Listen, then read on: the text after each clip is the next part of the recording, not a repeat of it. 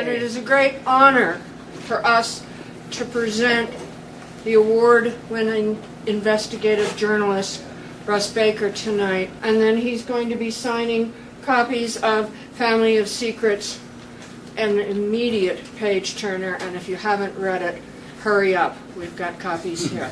A proud presentation from Journey Santa Fe and Collected Works Bookstore. Please help me welcome Russell Baker. NSA mic check. NSA read me. Okay. They say everything's loud and clear.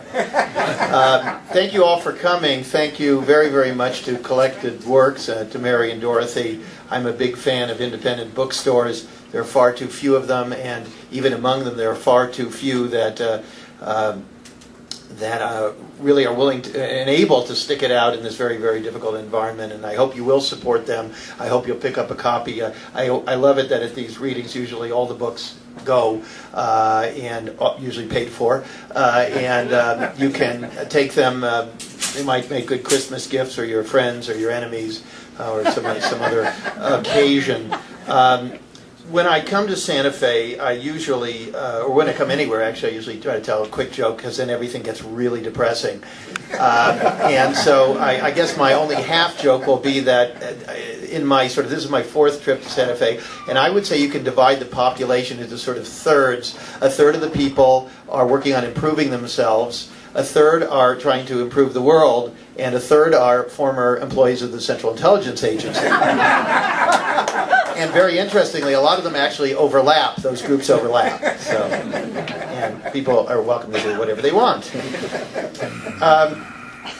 How many of you have been following the Edward Snowden story? Okay, so one of the things I'm not going to do here is tell you the story or what was in the New York Times today or yesterday or in The Guardian. I'll briefly reference it. I really want to kind of contextualize that in some larger things and sort of move on, in part because we don't really know what's happening with Snowden. Just very, very quickly, he's the so-called whistleblower who worked both inside the government and in private contractors. He says that he took a job with an outside contractor because he thought he could get access to some documents that he felt the public had a right to know about. We don't know where he is. They say he's maybe in Russia at the Moscow airport in some kind of a transit lounge. We've been told that originally he was going to go to Ecuador and maybe get exile there. Now we hear that Ecuador is uncomfortable with that. Today Putin was implying or suggesting that he might be granted asylum in Russia as long as he doesn't make any more problems. And of course, it's quite ironic. Russia would be doing anything on the front of freedom of information or democracy. But as I take whatever platforms I get, I periodically appear on the English language of one of the Russian stations, and they let me say whatever I want. I always try to slip in a little dig at Putin just to sort of test the system, and it usually goes through. But it's unfortunate that actually there are not media in the world where you can really just say anything about anybody as long as you know what you're talking about. That is actually my mission. That's why I'm here in Santa Fe, and toward the end of this talk I hope we can talk a little bit about what we're trying to do to change people's awareness of what is going on in their world and therefore enable them to do something about it. I also want to say that as far as Santa Fe goes, and one of the reasons I like to come here is it really is a unique place, not only because of the values of the people here, but the range of issues that you confront in terms of the climate, the drought, the fires, the water supply, Los Alamos, would go on and on, diversity. I mean, there's so many, education, how the state is, people always proudly tell me it's ranked second to last in, I guess, everything, except... Not last. Well, is it last? It's finally made last? Okay. A lot of pride there. Yeah. So there are a lot of issues here that need to be dealt with, and I actually believe that fixing all those issues are directly related to things like Edward Snowden. It sort of may seem like those have nothing to do with each other, but I believe that they're all directly related. And one of the things that strikes me whenever I come here is how many nonprofits there are. I think it's the highest ratio of nonprofits to public anywhere in the country, perhaps in the world. And everybody's got their own thing, and one of my missions is try to convince everyone that all of these things are connected, and that we do need to make big changes in our clarity about the overall picture in order to kind of roto-rooter the system so all of those good causes can move forward. By the way, I always enjoy my talks because I never know what I'm going to say, and so you won't know what I'm going to say either, but we'll just kind of go as we go, and if it gets boring, seriously, just kind of yawn or signal or something, because I kind of lose track of time. I was talking a little bit about people who work in top secret, who have top secret clearance, and I don't know if you know this or not, but about 1.4 million Americans have top secret clearance. Now, it's really worth letting that sink in, because it means two things. It means 1.4 million Americans think that they have really, really important information that they're withholding from all their friends and relatives, and also 1.4 million Americans can't talk. And that's the aspect of it that interests me more. Anyway, quickly on Snowden, as you may know, he has produced information related to a number of different surveillance, spying operations pertaining to the internet, supposedly relating to only foreigners using the internet, watching movies, sending emails, surfing the web, and doing other things. Although if you know or have ever communicated with a foreigner, in all probability you're getting swept up somehow in that. The second program is a domestic one involving all domestic telephone traffic. They say that it is only metadata, which is sort of the, if you will, it's like a credit header on a credit report. It's just bare information so that they can form some connections, supposedly not listening to or monitoring anything that we say. That is what we are told. New revelations out in the last couple of days that they were with the British tapping transatlantic cables. There's the possibility that that may involve using the Brits as a way to actually further surveil Americans. They can actually say, we're not surveilling Americans, because in fact they're not, but the Brits are doing it and then handing it back to them. A lot of this is nothing new. Jim Bamford, you may know, and perhaps his books are available here too. James Bamford wrote a number of different books about the NSA. Jim has been doing that for 30 years. Got a lot of cooperation actually from people at the NSA because they were interested to see what he was coming up with. Some of these organizations have no idea what they themselves are doing. And it sounds funny, but it really is true. And even here in Santa Fe, I've met a number of people who have worked and perhaps still do work in covert operations, and they're fascinated by what I tell them. And I always say I'm not an expert, and what they say is, well, what they did was so highly compartmentalized, they don't have a larger picture. And so I just met a man here who shall remain anonymous, who was a friend of somebody in my book, Family of Secrets, and knew him very, very well and did not know the things about him that are in this book. So Snowden has become the target. Snowden has become a celebrity, a very controversial figure. My concern with these figures is that our media and we ourselves find it very, very easy to kind of latch on to individuals. We love individuals, and it's all part of that sort of celebrity culture. And what's unfortunate about it is that it takes the attention away from the underlying issues. And the issue is not whether he's a good or a bad man, or whether he had a girlfriend who does pole dancing or anything else. It really doesn't matter. What matters is, what kind of a society do we live in? Is it the same society that they tell us in school it is, in the textbooks, and the societies that we sing anthems toward, or is it something else? Other things we've learned recently was that the NSA was bugging our allies. They were bugging the European Union offices here, something called the crypto fax. They were receiving all of the stuff directly from that. The Europeans are said to be furious now, joining everyone else in the world. They were bugging the French and the Italians and the Mexicans and the Turks, and basically almost every American ally you could think of, except the British, who were helping us spy potentially on our own people. 60% of all intelligence is now subcontracted. And that, for many, many years, starting with Ronald Reagan, they kept telling us government is inefficient, we need to outsource for more efficiency, and boy did they do that big time. And also it happened to help their their investments quite a bit. And so there's an enormous industry. I just talked to somebody who works inside the apparatus who said that one of the problems is there's a tremendous amount of corruption actually inside these agencies like NSA. And by the way, there are some whistleblowers from NSA who are much less known than Snowden who've come out in the last few years. Some of them faced jail time, and they were reporting on just incompetence and corruption in the agency. Now that, you would say, that really definitely doesn't threaten national security. That really is something we need to know. And so these people were basically looking the other way while huge contracts were squandered, billions of dollars of taxpayer money was wasted. And again, just because of the secrecy of the thing, there's really no accountability anywhere in the picture. Many years ago, I used to write about the oversight process from Congress. And I would talk to some of the people on those committees, and they would vary their answers from, I can't talk about it, to, even if I did talk about it, I don't really know anything. And one of the things that had been discovered years ago was that the people on the committees, because they are just regular people like us and don't really know anything about these things, they rely on their staff members. And of course, very early on, the intelligence agencies decided to put their own people on the staff. So whatever these people are being told, the people like Dianne Feinstein and so forth, who are outspoken that Snowden is a bad guy and has endangered her interests, she's getting briefings from people who may have other masters that they serve. And again, we have former staff who've talked about this. So you can look this all up. I like to say everything I say is well documented. The people who challenge me are almost always people who didn't read the books, almost always.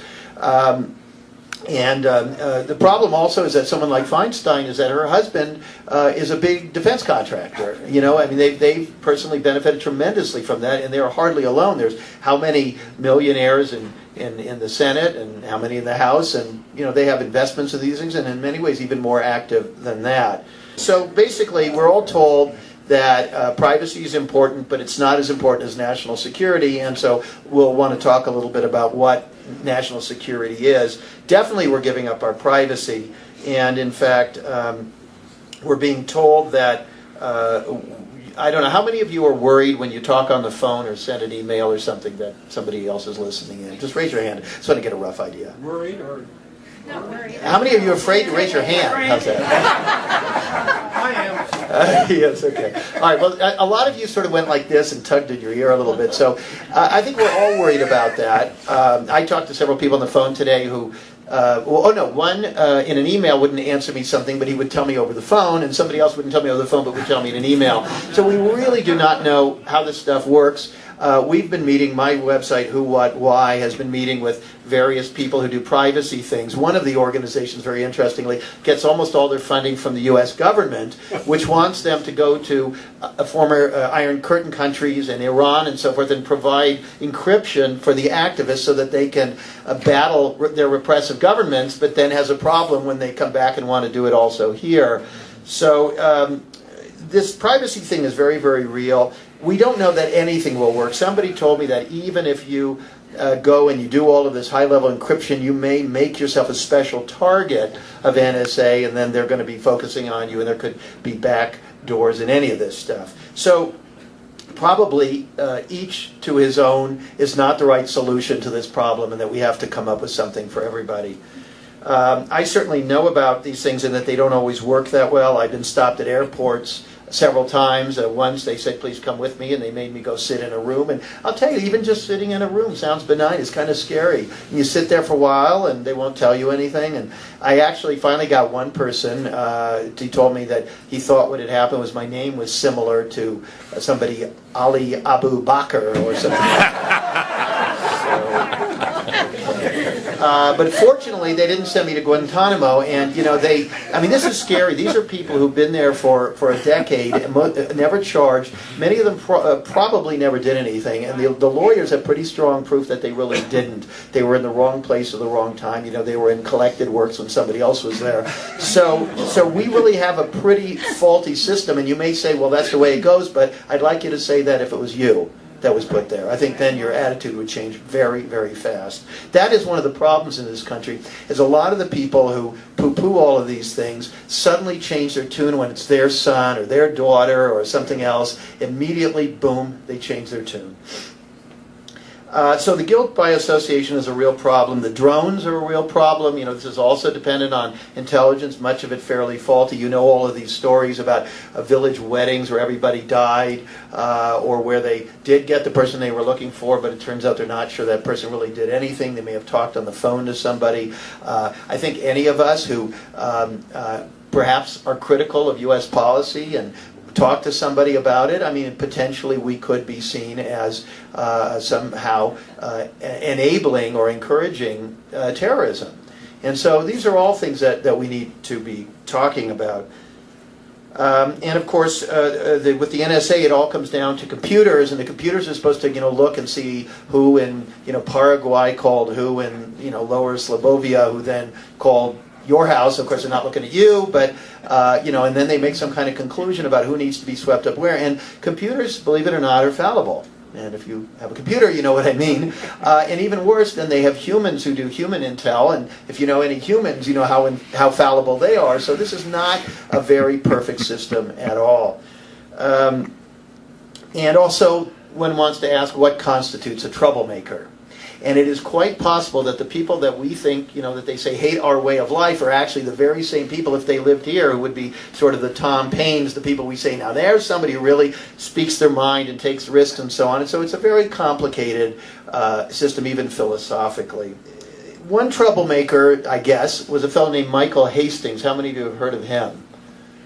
Okay, about half of you. Michael Hastings was a freelance journalist who did a story for Rolling Stone, where he interviewed General Stanley McChrystal in Afghanistan. And you may remember this story was very huge because McChrystal, supposedly unaware that this was going to go in an article, dissed Obama in major ways. And then Obama essentially was put in a position where he either had to fire this man or be deemed forever a wuss. And so he fired him. But there were a lot of things going on behind the scenes. And if you do visit our website, Who, What, Why, and just go into the search box and put in Afghanistan, you can read about all the back channel power struggles that were going on when Obama, for example, decided, I'll just reduce the troops in Afghanistan, which is what I told my supporters I would do. And then immediately these leaks came out, and then it was like, oh, sir, I don't think you can do that. So these are very complicated stories that we need to look at, and they go way beyond what we get in most of our media.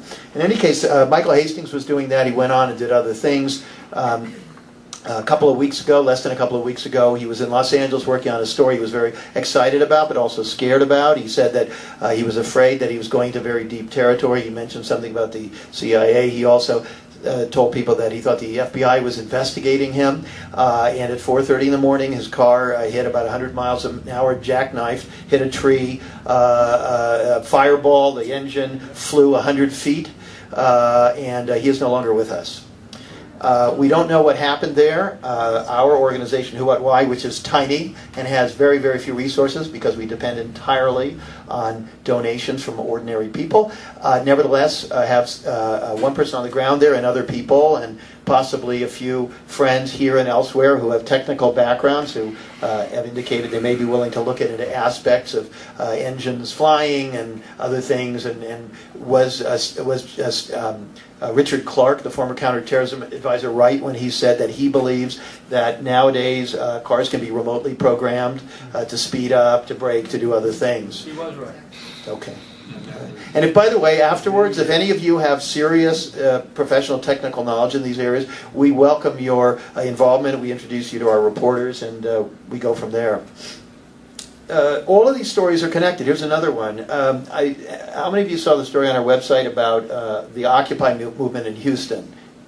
Okay, just one of you, two of you, three of you. Okay. One of our reporters obtained some FBI documents that are redacted, as they always are, but they refer to a plot to assassinate the leaders of the Occupy movement in Houston, and apparently, because he misread the document, apparently also in San Francisco, I think Minneapolis and some other places. And these are FBI documents, and they refer to snipers with high-powered weapons, and that this was a real plot. And the rest we can't read. We don't know what happened to it. We don't know if they figured out who they were, whether they intervened, what they did about it, whether there were any consequences for these people, who might have been behind them. And of course, with Houston being the center of the petrochemical industry and the key center of the oil industry and oil finance, and again, crucial to so-called quote-unquote national security, anything is possible there. And not to form too many associations here, but there is a long history with the FBI. If you read books or the church committee hearings or anything else of involvement with the FBI, with local police departments, and the assassinations of people in the Black Panthers and in other groups that were considered to be so-called dangerous to national security. Okay. So here's another story, Boston, the Boston bombing. How many of you have read the stories on our site about the Boston bombing? 1, 2, 3, 4, 5, 6, 7, 8. Okay, good. So we're making a little progress here. We're not CBS News yet, but we're working on it. Except not in other ways, not like that. Boston bombing. As soon as I heard about that bombing, I was like, boy, this is amazing. I mean, it's a bombing at a hallowed national event.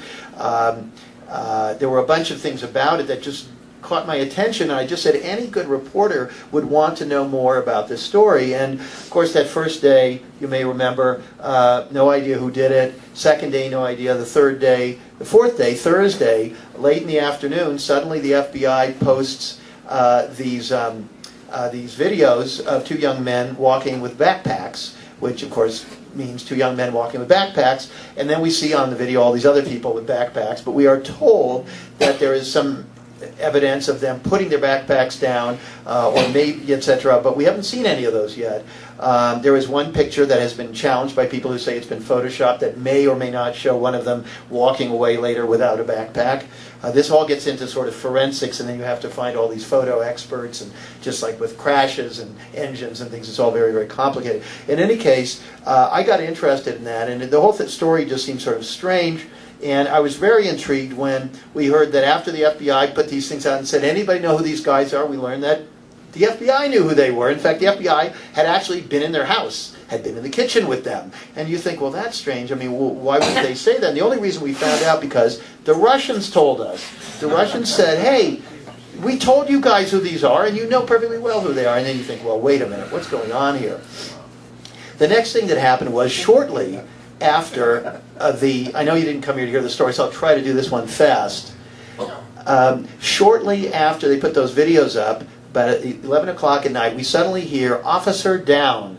Police officer has been shot, and very quickly we hear, it may be those two guys on the video. And I thought, God, that sounds like the John F. Kennedy thing where they didn't know who shot him in the building, and then a few hours later, officer down, and boom, they connected to this Oswald guy who they never connected to shooting, even to this day, from the building. But because he supposedly shot that police officer and a bunch of other things, we're told by the Warren Commission that that's what happened there. The same thing here. We were told that these two guys shot this police officer, and then about a couple of hours later we hear that they carjacked, you know this story? They carjacked a brand new Mercedes SUV, and the man in there escaped from the car, immediately spoke to a police officer and said, oh, the guy in the car identified himself, said to me, hey, you know that bombing on Monday? I did that. Oh, and by the way, you know, the cop was just shot. I did that. And this man, who's the witness, the carjacker, who knows his name? Anybody know his name? Anybody remember seeing him on the evening news? Yeah. And what did he look like? Kim or something. What did he look like? You didn't see what he looked like, did you? He was in shadow, and you don't know his name. Okay, so they have never provided his name. He is really the only witness connecting those two young men in terms of things that have been released to this whole thing. Anyway, if you stay tuned to Who, What, Why, you'll read more articles. We looked into the shooting of the police officer. What they told us about the shooting was not right. So far, we see no evidence, and we do not think it likely that from where those people supposedly were that day and that evening, that they were anywhere near the MIT campus. We were originally told that the police officer confronted them at a convenience store. The story later changed. Oh no, it wasn't a convenience store. He was in his police car. Later it turned out no. Well, he was in his police car, but he never even saw them. Actually, they came up behind him and shot him in the head, and then they didn't do anything. They didn't take his gun. They left his gun. So then why were they there? We are told there's a video that shows them. The New York Times said it indicated that it was these two brothers, but then when you read the LA Times, it says actually the video only shows the back of the gunmen's heads. So we don't know who shot him. We don't know why those two brothers, if they did it, why they would have done it, and if they had done it, why they would not have taken the gun. Furthermore, we found out that the police car was not even parked where we understood that it was. It was not parked on the street. It was parked between two buildings in a place where there was nobody. And you even wonder what was the police car doing that. And when I tried to talk there, the police chief, who had prior given interviews where people asked him very benign questions, when I wanted to talk to him, suddenly I was told he's no longer available because it's an ongoing investigation. And I wondered why he was parked there. And if you look in the newspapers, it says that he was parked there because people take shortcuts to avoid a red light and traffic. They go through the campus. Well, okay, that could make sense, but except you got to see what this is. It's raised cobblestones and a curb between buildings that go nowhere. So basically, I asked students and the reporter from the campus paper, have you ever seen anybody take a shortcut through the campus? And they said, no, never. And I said, but you know this thing in this article? And they said, oh, I missed that. Huh, that's weird. I wonder why he said that. So I guess what I'm getting at is we need to do much, much better journalism and try to figure out what all these things are. Yes? What's your theory? Well, I'm still working on it, but I'll say this. What goes on in these opaque institutions, which isn't even known to the people who work there, is there are all these factions and cells and people who get instructed. Listen, there are loads of very, very loyal, very good Americans, very democracy-oriented people working in the military, working in all of these organizations, as with any large organization, and they don't know any of these things. They don't know about it because they're given small stories. I think it is possible from what we've seen, and we ran a story already on this, so I don't feel like I'm telegraphing where we're going with all this. We ran a story by a professor where he points out all these things about these two brothers, and he wonders whether, in fact, the reason the FBI was interacting with them was that they had been recruited as informants several years ago and sent over to infiltrate these cells. Now, then it gets very complicated, because if that's true, and by the way, there's a book out, you may have heard right now, about the FBI's history of recruiting terrorists. The idea is we want these people to draw out the people who are going to cause trouble, and then we want to catch them. The problem is what they want to do is create a whole big stir, catch them. You know, all law enforcement agencies love to parade the perps and get credit, and their budget stays big and so on. And so there's a problem there, because actually almost every so-called terrorist incident in the United States since 2001, and there have been very few, I might add, percentage-wise, even if we didn't have any of these security measures, you would be safer than you are, you know, crossing the street and texting at the same time. So they don't talk about this stuff, about what is the real danger to us anyway, but actually almost all of those so-called terror incidents involved FBI before the fact. The issue is you can't just take whatever you choose to take and say, I trust that guy, not the person who was there who said the opposite. All of these things have to be due diligence by people who don't have agenda, who are open-minded. We're open-minded that these guys were terrorists. We're open that they were working for China or Russia, or they were doing it on their own, or they didn't do anything, or anything in between. That's the only way to do real journalism. And it doesn't do any of us any good to come in with an agenda here or anywhere else. If you're not open-minded, you're cheating yourself. One of the big concerns about all of these disclosures, Edward Snowden, Julian Assange, and WikiLeaks, these other things, is that there's a problem with the disclosures themselves, because on the one hand, they temporarily get us interested, they get us talking about these things, they get a few of these elected officials starting to make some noises, but these things blow over. But the long-term consequences of them are that there is more repression. There was more, you know, I just saw in the Times today, they're trying to figure out, now what do we do? There are thousands of young Edward Snowden types working in all these 60% subcontracted outfits, and we got to find a way to watch all of them. So, in a way, no good will come purely from these kinds of disclosures. There has to be a much more comprehensive. You have to kind of balance these invasions of privacy with these huge intelligence failures. You look at 9/11 overall, and we see that right on the record, these agencies accused each other of having ignored when they presented him with actionable intelligence. And that has happened in almost every one of these situations. And it's even worse than that. And again, another story I'd urge you to read on Who, What, Why is about a house in Sarasota, Florida, where a Saudi family lived there. And right after 9/11, some of the neighbors in this gated community discovered that their neighbors weren't around, and they just were like, Saudis, 19 hijackers, most of them Saudis. Our neighbors are Saudis, and we haven't seen them in the last 10 days or 2 weeks. And they just called somebody, and before you know it, the feds were in there, and they went to the house, and everything was there. There were diapers, dirty diapers. There was fruit on the table. There were clothes in the closets.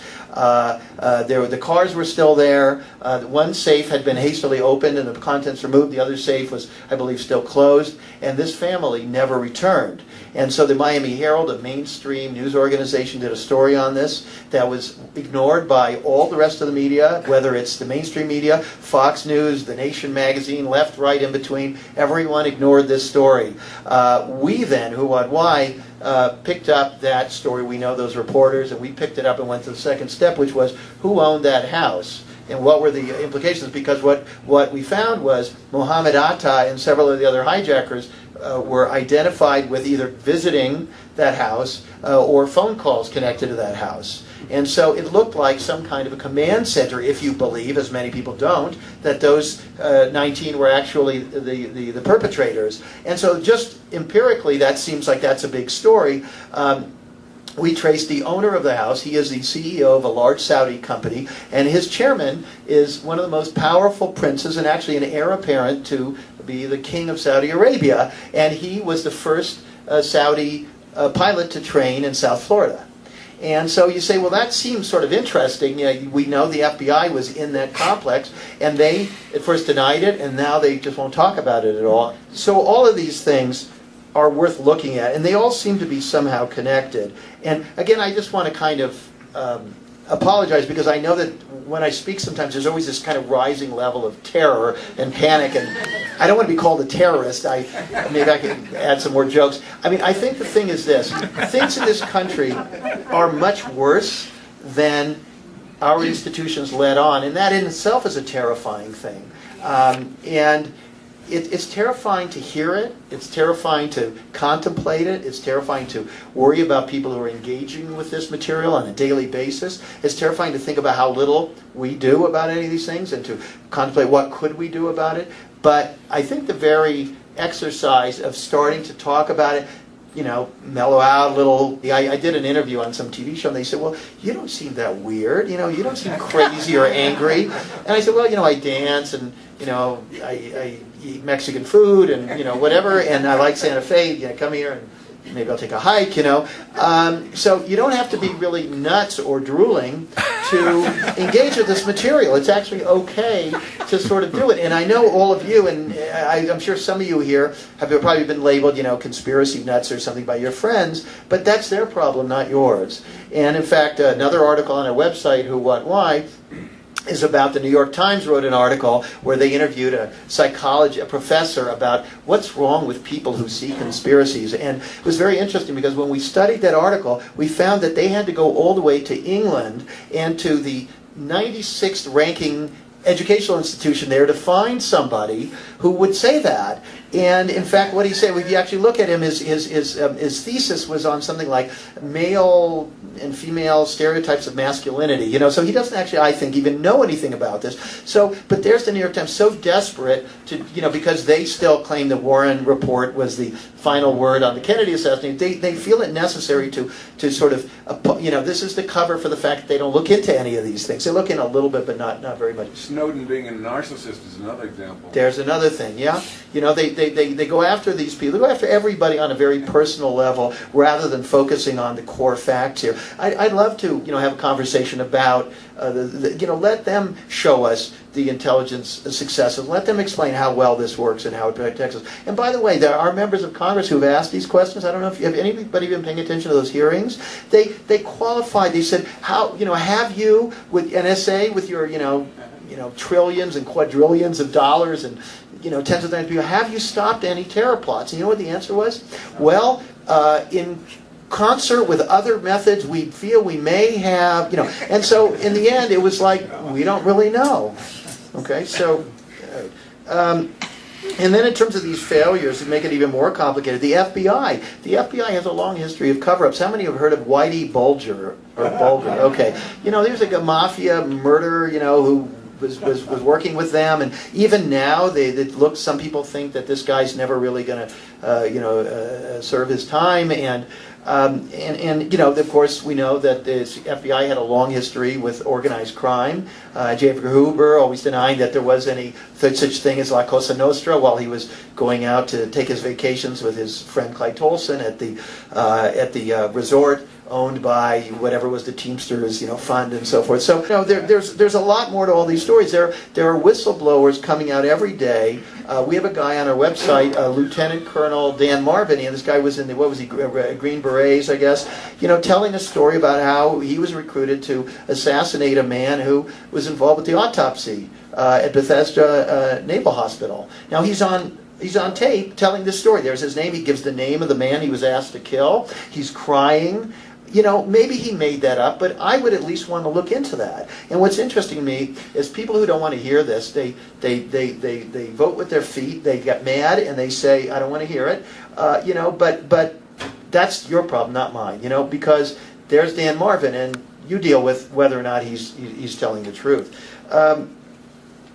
This thing in Florida with this. The FBI shot that man. You heard that story? He was the friend of the two Chechen brothers. I mean, in no situation should you shoot somebody, number one. Number two, when you're in his apartment and you're interviewing him. Number three, when he's not armed. Number four, when, we could shoot him in the foot or in the arm, or, they're trained to do this. And so the fact that they killed him and that man was alone in the room when all the other law enforcement people were out, these are very, very troubling things. And if you don't care about any of this, what does that say about you as a human being? This really is troubling. So anyway, I think where does this all go? I think one of the problems is in this country we are told. Do you know the term American exceptionalism? Sure. Okay. How many of you travel to other countries? Okay. 3/4 of you. And when you travel to other countries, do you run into a lot of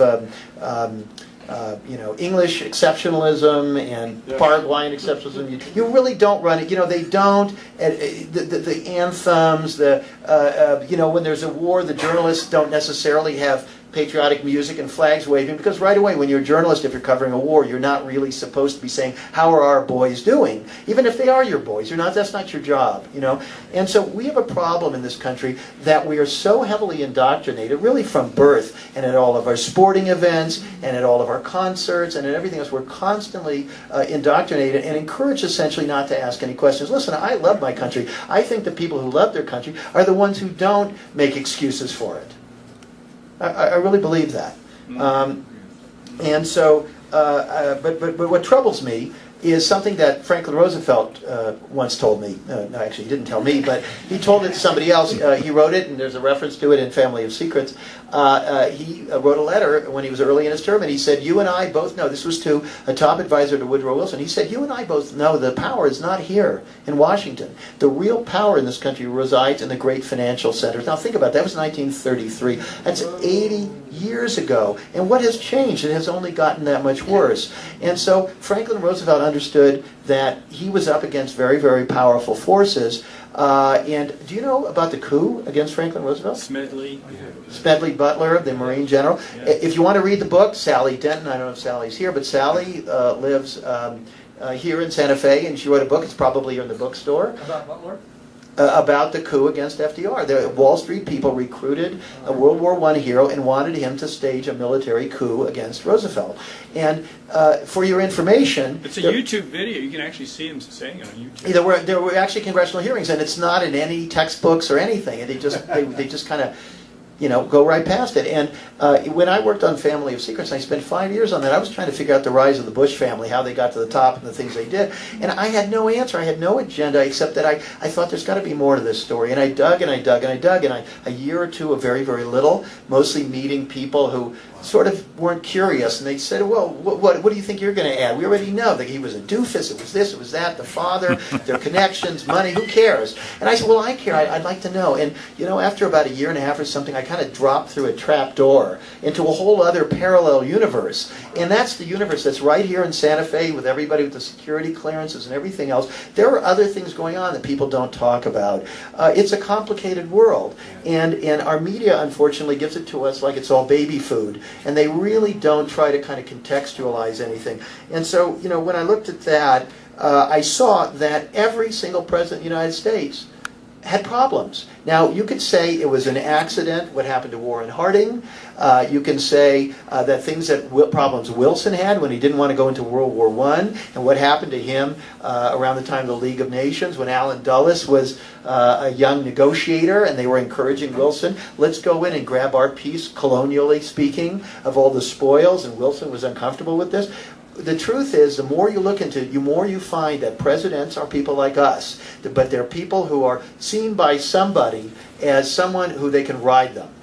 And they say, this person is attractive, he's the president of Princeton University, he's a black constitutional law professor, it's a woman who could be the first woman president, and the people, all they want is something new, a woman, a gay president, a black president, this, that, somebody who's good looking, somebody who speaks well. That's all the public has an appetite for. That's all the media has an appetite for. And those poor people, I hate to use the term schnooks, but they get in there and they have no idea what is going on. I kid you not. They get in there, and here's what it's like. You got a 6 a.m. briefing, okay? Now just imagine you're Barack Obama, 6 years before he was president, he was a state legislator in Illinois. Now, he gets in there now, Mr. President, and all these guys, generals and whatever, he has no idea who they are. He's never met them before. And they say, Mr. President, we've looked at this and we see several options.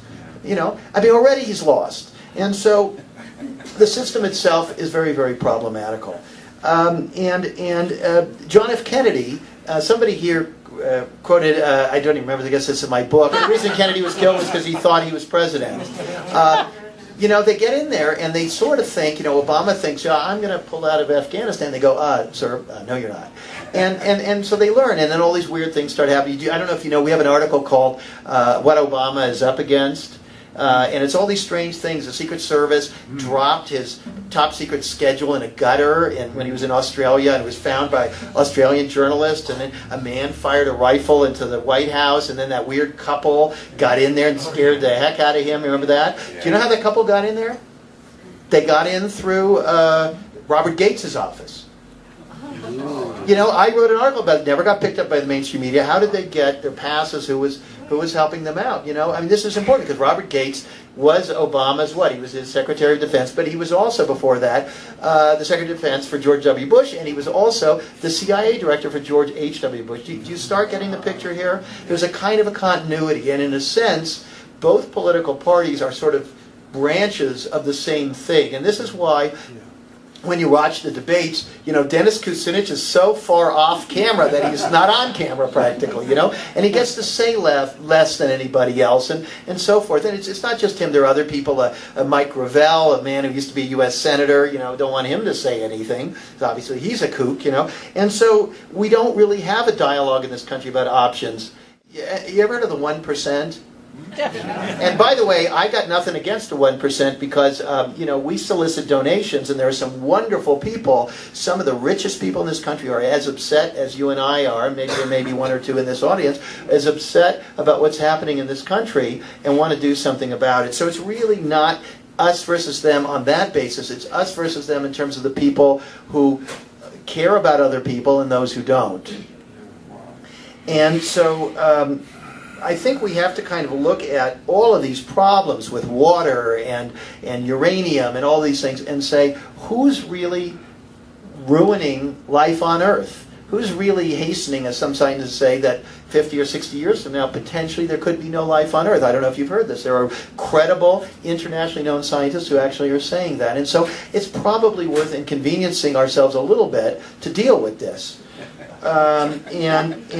So all of these issues are related to the nature of the state itself. the nature of the state itself. And, you know, to some extent, this country has always been run by moneyed interests. If you go all the way back to the Founding Fathers, it was not exactly representatives of ordinary people. I don't have time here, and there's some very, very fine books by, you know, who they are with other alternative histories of this country. But it is healthy to at least acknowledge that and talk about it. And, you know, some people say, well, we don't have a democracy anyway, we have a republic. And I say, well, I'm not so sure about that either. But, you know, at least let's talk about these things. Getting back to the issue of cyber and our need to spy on everybody else, the fact of the matter is we're actually in bed with the same people we're spying on. And I just read, have you heard this? The United States just ordered attack helicopters from Russia. Okay, I mean, they have joint ventures. I've met people here in Santa Fe, very rich people, and they all saying I'm on my way to Beijing because I own a company there. Okay, so when they tell us that we, you know, the Chinese are, you heard about that, they were spying on us, they're breaking into our computers. Remember they made a big deal about that? They made less a deal about the fact that Snowden revealed that the U.S. is breaking into their computers. And then in the end, we're all business partners. So we need to talk openly about what's really going on here. And I would argue to some extent what you're seeing is a division of the world by elites against everybody else. And when you travel and, you know, you meet people or you have visitors from China or Russia or whatever, and they're lovely people, aren't they? And they, you know, they like the same books and the same movies and they like to go hiking. And then you say, well, what do I really have in common with that SOB at the other table at the restaurant who's from, you know, wherever and has very different values and is really a nasty piece of work. And this is the problem, that we're always told we're all in this together except when it's over fighting over a parking space, you know, and then they're going to blow our heads off. So the world is a more complex place. And then, of course, there are all these things like the Arab Spring. I don't know, how many of you have read our coverage of Libya and Syria? Very few of you. Okay, this is one of the things we're working on. And as I wrap up over the next sort of, say, 7 to 10 minutes, I'm going to kind of head there. But when we first heard about the Arab Spring in Egypt, the reaction, of course, from everybody was, isn't this exciting? This is great. There are revolutions everywhere. Maybe it'll even happen in this country. You know, maybe we'll actually have democracy in this country. Oh, no, that's ridiculous. Say, Egypt maybe, but here, no. But we got excited, and we saw it in Libya. You said, great, right? And then, I don't know, I literally woke up one night, and I was like, wait a minute. How come Hillary Clinton and all these people are so excited about the uprising in Libya, but they didn't do anything about the one in Egypt? What's going on here? And I started digging and connecting dots. The result was a series of articles over a year and a half. I'm pleased to say that Bill Moyers, interviewed by the History News Network, asked where is his favorite sources for news. He mentioned Mother Jones and Who, What, Why. And he said that's the only place I could go to get the real story on Libya. And we did it not by sending people there, but just kind of studying all of the claims of how the uprising started, the claims they made about exactly what Gaddafi had done, all of these things that I thought I knew about the bombing of the Pan Am plane. The more you start digging into all these stories, you find out that what you thought you knew may not be right. And when you read, even the Wall Street Journal did a very good story about how Goldman Sachs had pulled the plug on Gaddafi because he got mad at them because they lost. Do you know this? Do you know this figure? Anybody know this? Gaddafi took their sovereign wealth fund, which is the money from basically is supposed to go to funding, you know, they have a quasi-socialist thing there where people can get housing and all this stuff. That money was invested with Goldman Sachs. Do you know what percentage they lost of that? 92%. And Gaddafi, crazy man that he is, was mad about this. And so, anyway, we don't have time to go into that. Read those articles, enjoy. Syria is much the same thing. They were the biggest buddies of the Assad family for years. Assad was a moderate who tortured and had secret police like every other country in that region, but he was a stabilizing force who was modern, who'd been educated in the West, who allowed women's rights and a modicum of a certain kind of dissent, a little bit and so forth. And then things switched at some point. And why they switched, we're still trying to figure out. We recently ran an article laying out what we think are some of the reasons that the U.S. decided, along with their allies, to go after him. And so, you know, so this all gets down to the question of, they always talk about national security and our national interest. And as you hear more and more of this, you say, well, what is our national interest. In the end, I think that if you or I worked on the National Security Council or in any of these contractors, we would basically say, listen, I know it's ugly, but the reality is here's what national security is. You want these lights to go out? You want the microphone to go out? The only reason we live the kind of lifestyles we do, with plentiful water at artificially low prices, our food is much cheaper than Europe's, is because we have a system that sustains that lifestyle. If you're willing to give up that lifestyle, fine. But that is really what much of this comes down to, that, well, what are we willing to sacrifice in concert with the rest of the people in the world to sort of fundamentally transform things? And rather than just vilifying the people who are in that apparatus, I would say we need to sort of liberate them by getting that discussion going on a more profound level, so we can move beyond that. You know, is this guy's girlfriend a pole dancer, or who's a traitor, or, you know, does Hillary Clinton have a nice new haircut? You know, to something really, really meaningful. And of course, there's money. And money is a big factor. And there are people, literally, it's not just the Koch brothers, these people literally are perfectly okay with the world ending, so long as every day up until then, they can say that they're calling the shots. It's probably a mental illness. They may sue me for saying that. I can't think of any other explanation. But you know, it's a kind of a perpetuation of an elite and a security elite. And by the way, one of the biggest industries in the country is defense contracting. And I encourage you, if any of you have holdings in any big company in America, because they all have security work. And by the way, after remember the peace dividend? Anybody remember that? A lot of people below certain age never heard of this. There was supposed to be a peace dividend after the end of all of our enemies, the end of history, right? It was supposed to be a peace dividend. It's gone. There's no mention anymore, because very conveniently you had 9/11, and now, whoops, now we need to spend even more than we did before, and not only everywhere else, but also here. And we need bases everywhere, and there are planes, and we need, you know, we need metal detectors, and what a whoop-de-doo, what a great business opportunity this is. And so our country runs, you know, we're kind of Sparta Incorporated. We all run on this. I kid you not, I was in the toy business, and I was trying to get contracts on the PXs. You know, it's crucial. We cannot survive without sucking at that particular teat. And so we've got to be honest about this stuff. Anyway, one of my concerns these days is that all of these scares, what the net effect is that they make us more worried that we need to accept a lessening of our own freedom. And every week, every month, have you seen these polls that after Boston, many people say, well, okay, read my mail, listen in on my stuff, all right, you know, if you have to arrest me and not read my Miranda rights, I guess, you know, I mean, you know. And this is happening. Do you know that? They wouldn't read that guy's Miranda rights. And I don't know if you know this. They said it was because there could have been a bomb ticking, but then they admitted that they already knew there were no bombs. So the original reason they said that they couldn't read him as Miranda rights wasn't even true. And so it concerns me that somebody at a very high level, like maybe several of the kinds of people who are on our Supreme Court, are perfectly happy with the idea that let's see if we can get people used to not having Miranda. Oh no, Miranda, that's old news. Yeah, we don't do that anymore. You know, now we have the Scalia warning. You know. So in the end, it comes down to the nature of our state, of our society, of our democracy, of our presidency. It comes down to the nature of ourselves, really. And it comes down to something I worry about, is the nature of our media. And that's why I started Who, What, Why. We are a non-profit investigative reporting outfit. We are tiny. You probably notice I write, I edit, I do fundraising, I travel, I go to breakfasts with 4 to 6 people, a couple of whom are in the room here, who yell at me and so forth, but I really reach out to everybody. I go all over the world. I go to bookstores, and we are trying to get the message out. We're trying to grow an honest news organization. I know in the Q&A people are going to start coming at me saying that I have an agenda, because there's always 1 or 2 in every crowd, but I really don't have an agenda. I really actually am for safety, and I do drink water, and I really want the lights and the thing to stay on. I just may not agree about the facts that are informing us about how these things work. So, Who, What, Why. We need to inform ourselves. We need to spread the word to others. We need to make ourselves heard.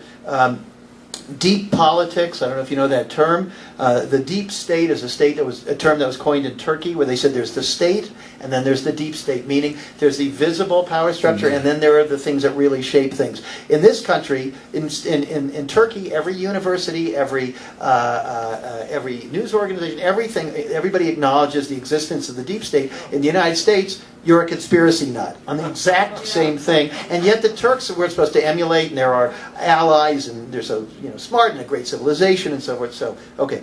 Our media doesn't cover any of these things. And I will tell you this, people come up to me all the time and they say, you know who I really like? I like that funny guy on TV. I like that woman with a lot of hair on that lefty TV's channel. I like that magazine that always caters to my viewpoint. And the bad news I have for you is none of those places are going to talk about this stuff. None of them. And I know because I've worked for almost all of them. Or I've been on their shows and then they never ran my interview. And these are the very same people that you think are telling you the truth. The whole thing is what they, in intelligence parlance, they call a limited hangout, which is everybody's allowed to do so much to give the appearance that everything's great. As long as you can turn on the TV at 11 o'clock at night and laugh your head off at a guy who seems to be critical of the system, you say, I don't have to do any more, because if he's on TV, how bad could things be? You see? But things are bad, and we need to do something. And so I would invite you all to join with us, because I think we can basically build a new journalism. And if you don't care about journalism, I would just say all journalism is in your house. If you got a leak, the water is coming somewhere, what's the first thing you do if you know that you see water coming from somewhere? But you investigate it, don't you? You figure out where that's coming from. And if you can't figure it out yourself, what do? You call somebody who knows something about flow, okay?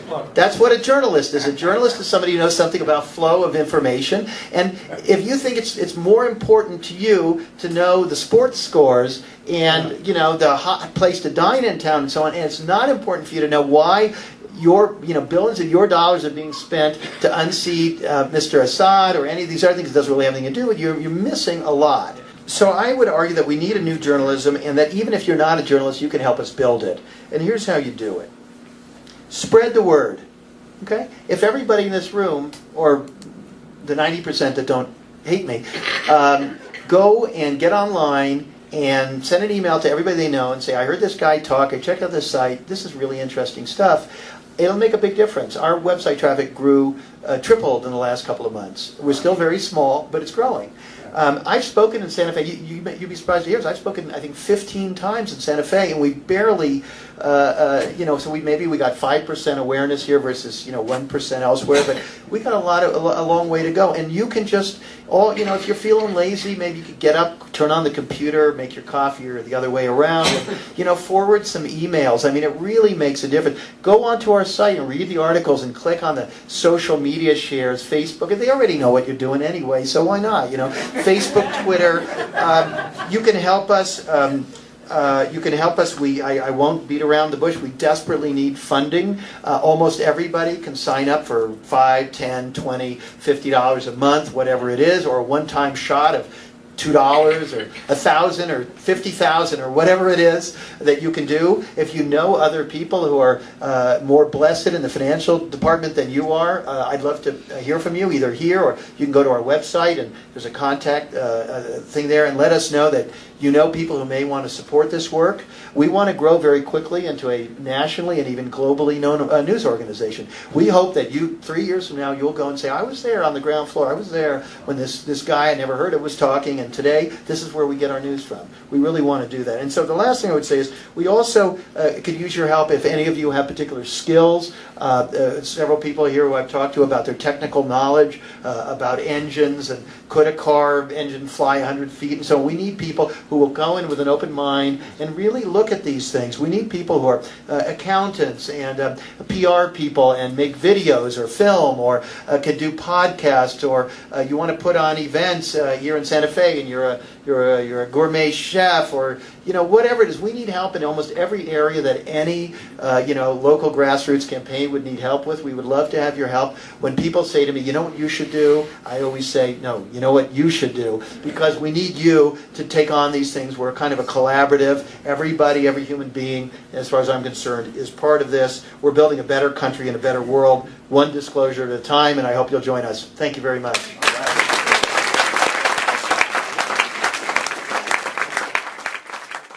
Okay, she asks, as we grow our organization, what is our plan so that we do it right? We basically want to create something so that it's not just me. And I might tell you, by the way, we've got about 50 people already.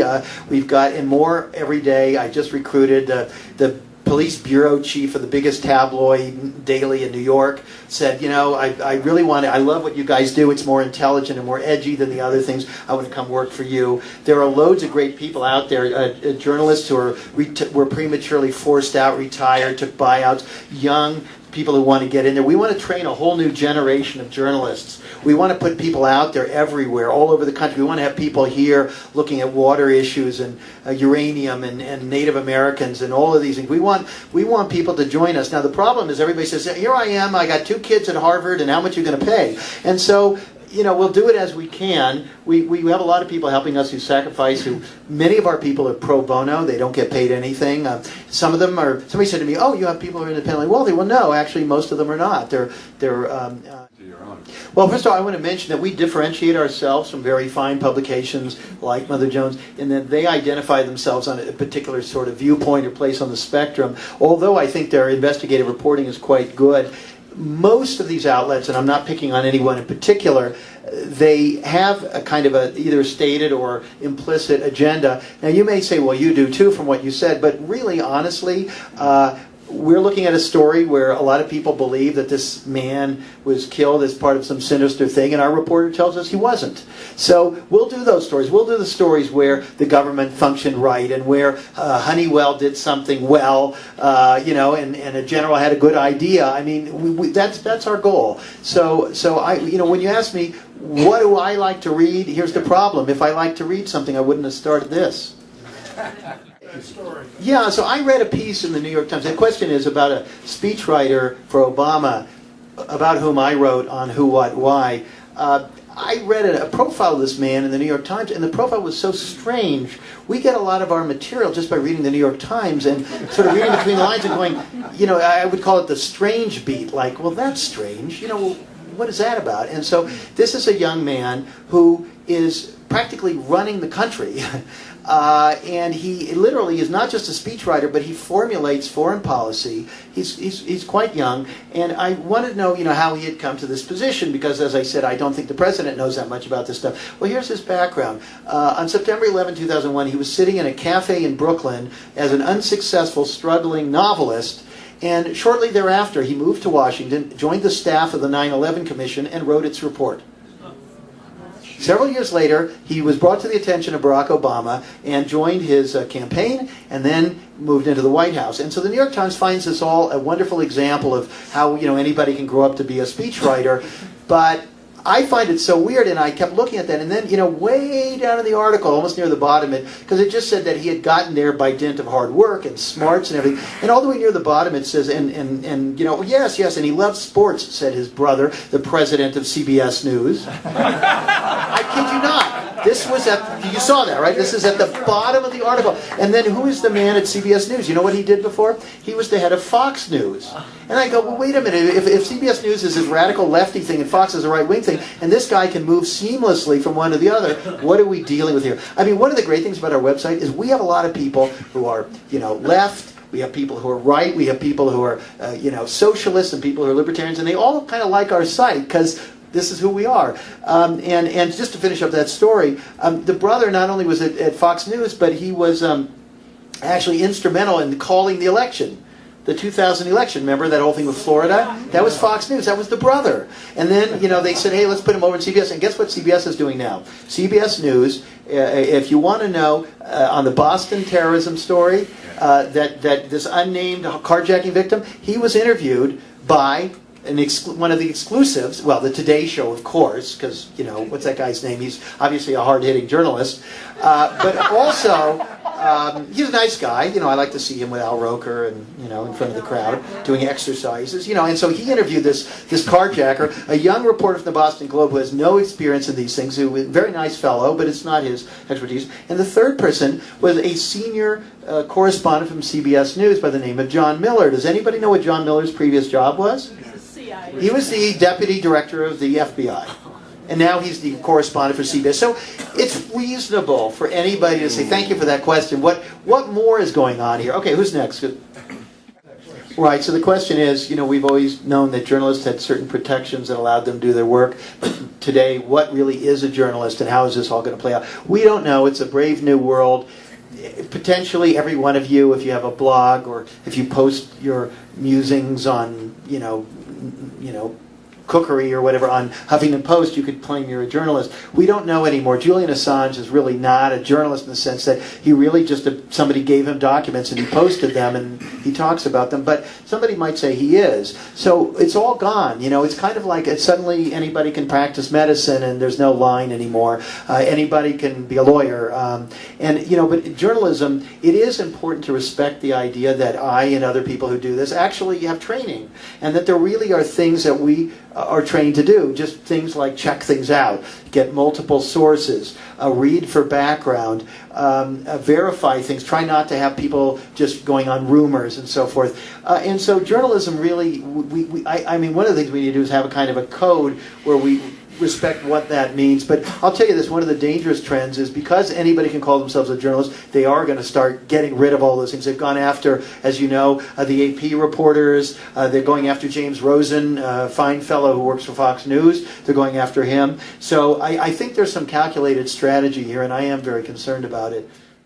All I want to say is that all news organizations need funding, and I'm not picking on them, but they are an established organization, and they become so established that big foundations give them money. Now, I don't know. It may have been that they didn't have time to air it, although, it was an interview with me, the author of a new book about George W. Bush just as he was leaving office. I don't know why you wouldn't air that. I've never gotten an answer. I'm not making any kind of allegations because she's hardly alone. I should tell you that I was supposed to be on the Today Show, and we were supposed to be in the New York Times with an exclusive advance review, and we were supposed to be on NPR and PBS, Jon Stewart and Olbermann and everybody else, and not a single one of these people would have me on. And I think I speak reasonably well. I think a book with 600 pages and 1,000 footnotes and blurbs from Gore Vidal and Bill Moyers and Dan Rather, you'd think that these people would be interested in this. I can't tell you quite why, but I will say this.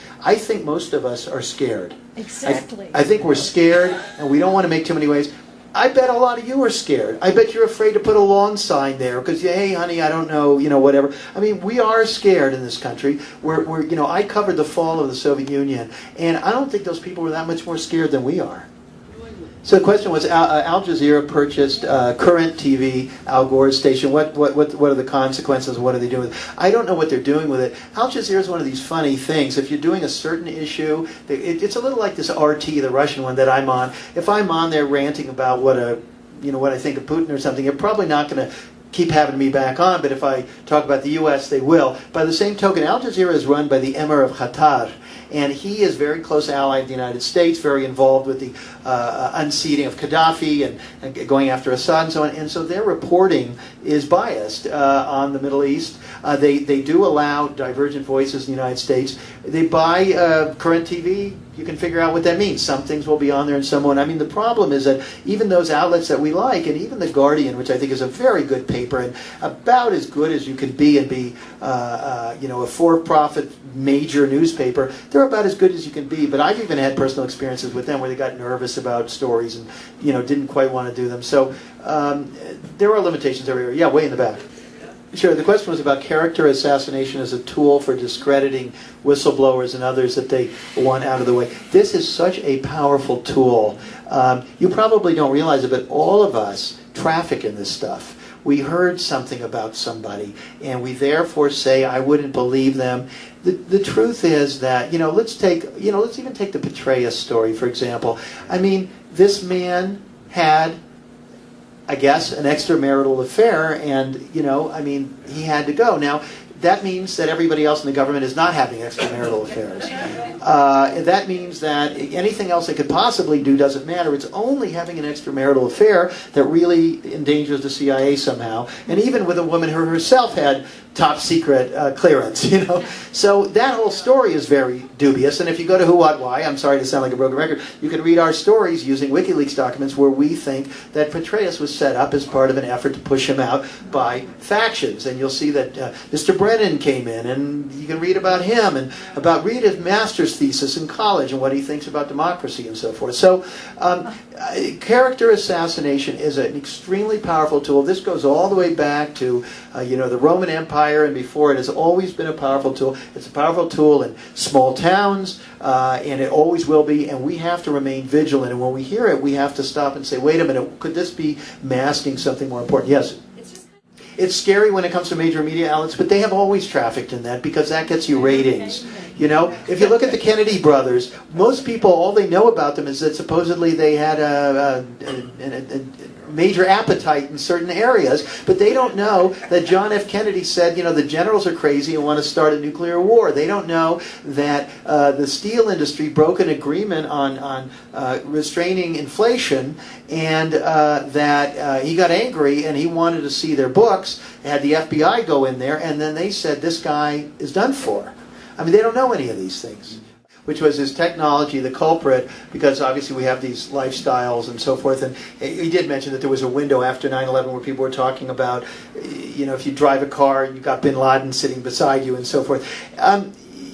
Technology is both the problem and the solution. And I hope, since you're from Silicon Valley, that is a major driver of our economy. It's minting tremendous new wealth. Most of the people in Silicon Valley are relatively non-political. It's very hard to get a penny out of them for anything. And I mean anything. Steve Jobs is an example of that. And I hope that you and your colleagues will step up and say, let's talk about a number of things. Use our technology for good. Let's look at the implications of Google Glass, where we can all surveil everybody. This is coming, you know about this. You put your glasses on and it's Googling the person in front of you. I mean, there's going to be a lot less privacy. And I think Silicon Valley and technology is doing good and is doing bad. It's going to be a race for whether they develop more solar faster than more surveillance. I also think, again, this wealth creation. Silicon Valley, a lot of the people who work there are wealthy but are not tied to the old way, and you people are the ones actually who can fund a better future because you have the resources and you don't have the ties. He sees that as a dangerous area that we ought to look into. We're very interested in looking into all these things. The honest truth is, every day everybody says to me, you know what you should do, you should do, you should do, and you know what I say, right? You should do. You know what you should do, so you know what you should do. Okay. All right, one more question maybe? Okay, it's a great closing question. She asked, with all these things that we're concerned about, how do we get real, meaningful oversight? How do we change these things? And I would say that, again, it comes back to awareness and caring, because I used to work in politics. I'll tell you something about elected officials. They really run on a couple of different things, both of which are sort of fear-related. One is that they're going to get in trouble, and the other one is that they're going to lose.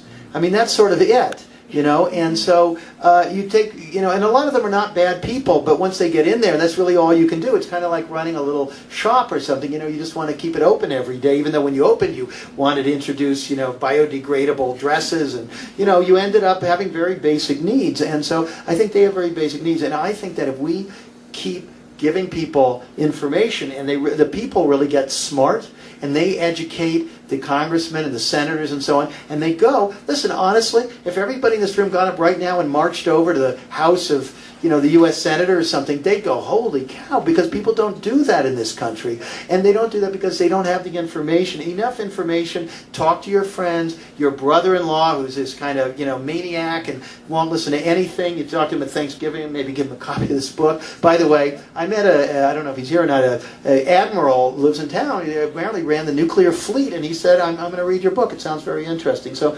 everybody potentially can be approached. I really do think, as corny as it sounds, that it's about education, and when enough people know what's going on, just like with the plumbing, I think they're going to do something about it. Okay, thanks.